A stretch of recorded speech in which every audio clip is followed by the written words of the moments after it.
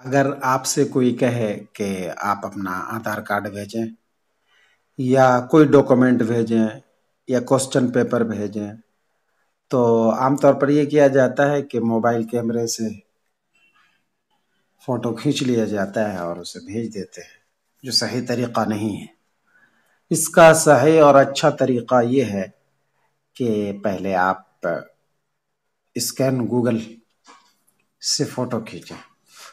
अगर scan Google आपके mobile में नहीं है तो आप सबसे पहले प्ले स्टोर पे जा सकते हैं और प्ले स्टोर पे आप लिखें स्कैन गूगल।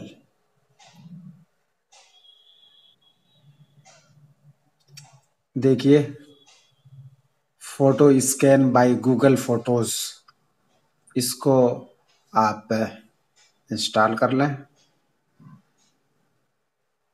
और जब ये मुकम्मल हो जाए तो फिर आप इसको ओपन कर लें।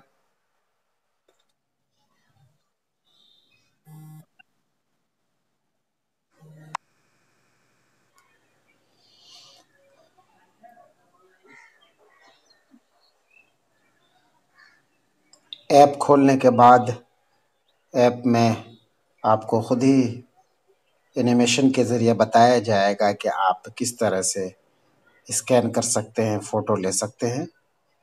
और जब फिर स्टार्ट स्कैनिंग का ऑप्शन आ जाए तो आप अपने डॉक्यूमेंट के ऊपर सीधा ऊपर अपने मोबाइल को बिल्कुल ऊपर करें और देखें कि चारों कॉर्नर मोबाइल स्क्रीन में मुकम्मल तौर पर आ गए हैं और फिर आप इसको शूट कर लें। अब फिर देखिए, इस तरह से चारों डॉट पर, सर्कल पर अच्छी तरह से इसको ओके कर लें।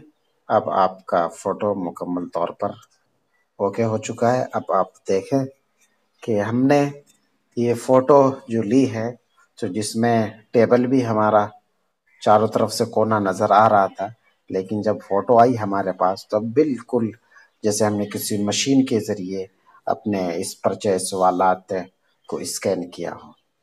तो अगर अपना कोई डॉक्यूमेंट वगैरह या कुछ भी भेजना चाहते हो तो इस तरीके पर करना चाहिए। अब इस स्कैन को भेजने के लिए व्हाट्सएप और दीगर ऐप में शेयर करने के लिए ज़रूरी है कि आप गूगल स्कैन ऐप से बाहर आ जाएं और फिर अपने फ़ोटो को खोलें। वहाँ आपको अपनी फ़ाइल नज़र आएगी और वहाँ आप उसको सेलेक्ट करके कहीं भी भेज सकते हैं।